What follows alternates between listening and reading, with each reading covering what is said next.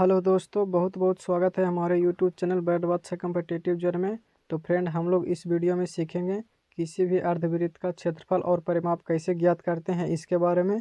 तो वीडियो को लास्ट तक ज़रूर देखें। अगर हमारे यूट्यूब चैनल पर नए होंगे तो हमारे यूट्यूब चैनल को सब्सक्राइब करें और इस वीडियो को ज़्यादा से ज़्यादा दोस्तों तक शेयर करें। फ्रेंड, हम लोग इस वीडियो में इस प्रश्न के माध्यम से अर्धवृत्त का क्षेत्रफल और परिमाप ज्ञात करने वाले हैं। तो क्या करते हैं कि सबसे पहले हम लोग अर्धवृत्त को समझ लेते हैं कि अर्धवृत्त होता क्या है। उसको समझने के लिए फ्रेंड हम लोग परकाल से एक वृत्त और एक अर्धवृत्त को काट लिए हैं। ठीक है, इसको समझने के लिए हम लोग अर्धवृत्त और एक वृत्त को परकाल से काट लिए हैं। देखिए, अर्धवृत्त का कहने का मतलब होता है, अर्ध का मतलब होता आधा, वृत्त आधा, आधा वृत्त, वृत्त का जो आधा भाग होता है उसी को हम लोग अर्धवृत्त बोलते हैं। जिसमें देखिए, ये केंद्र हो गया वृत्त का। अब वृत्त से यहाँ वृत्त और ये रेखा के बीच की दूरी को हम लोग क्या बोलेंगे? त्रिज्या बोलते हैं। ठीक है, यहाँ से इसको आर से सूचित करते हैं, इंग्लिश में इसको रेडियस बोलते हैं। तो जब हम लोग वृत्त के बीच से यहाँ से अगर ये लाइन करके हम लोग अगर इसको काट देते हैं तो दो बराबर भागों में बढ़ जाएगा। एक ऊपर वाला भाग हो जाएगा, एक यहाँ नीचे वाला हो जाएगा। उसके बाद जो बनेगा इस प्रकार से काटा हुआ भाग इस प्रकार से बनेगा, इसी को हम लोग अर्धवृत्त बोलते हैं।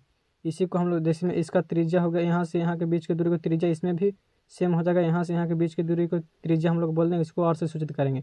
और जो यहाँ से यहाँ के बीच जो रेखा है इसको हम लोग अर्धवृत्त का परिमाप बोलते हैं। ठीक है, आप लोग समझ गए होंगे कि वृत्त से ही अर्धवृत्त का निर्माण होता है।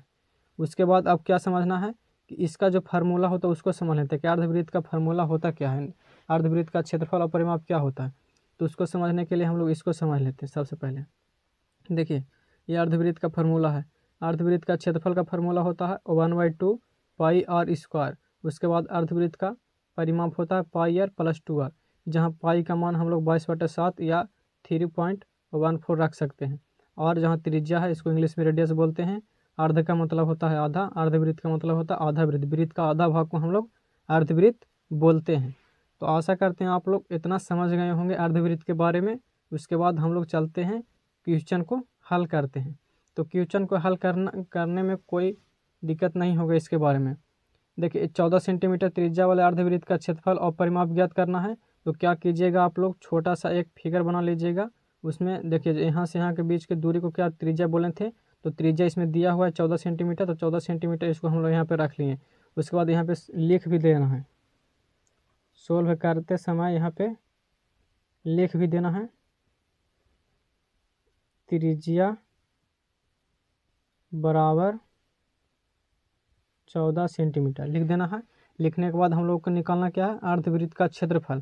तो इसका फार्मूला होता है जो लिखना है, अर्धवृत्त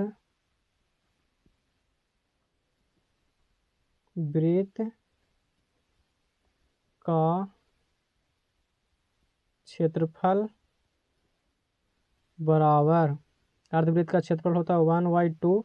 अभी हम लोग यहाँ पे देखें तो 1/2 पाई आर स्क्वायर होता है। इसको आप लोग अच्छी तरीक़ा से याद कर लीजिएगा, क्योंकि इसके बिना आप लोग किसी भी अर्धवृत्त का क्षेत्रफल और परिमाप नहीं निकाल सकते हैं। तो इसीलिए आप लोग इसको अच्छी तरीक़ा से याद कर लें। तो हो गया 1/2 पाई आर स्क्वायर, यह अर्धवृत्त का क्षेत्रफल का फार्मूला है। उसके बाद आप लोग क्या कीजिएगा कि यहाँ पे पाई का मान या आर का मान रख लीजिएगा। उसके बाद हल कीजिएगा तो 1/2 हो गया। पाई के मान हम लोग कितना बताए हैं धरने के लिए, 22/7 या 3.14। यहाँ पे हम लोग 22/7 रखते हैं। उसके बाद आर कितना दिया हुआ है, 14, त्रिज्या 14 की स्क्वायर हो गया। उसके बाद इसको हल कर लेना, 1/2 हो गया, 22/7। इसको स्क्वायर का मतलब होता है किसी भी संख्या को 2 बार गुना। तो यहाँ पे लिख देते हैं इस प्रकार से 14 गुना 14। देखिए 7 से काट दीजिए, 7 दूना का 14, ये 2 से 2 कट जाएगा और सिर्फ बचा 22 और 14। दोनों को मल्टीप्लाई कर देंगे तो 4 दूना का 8, 14 दूना और 14 दूनी 28, 30 हो जाएगा। ये हो गया। क्षेत्रफल हम लोग वर्ग में निकालते सेंटीमीटर स्क्वायर हो जाएगा, सेंटीमीटर है तो सेंटीमीटर स्क्वायर हो जाएगा। तो ये आया जो अर्धवृत्त का क्षेत्रफल आया।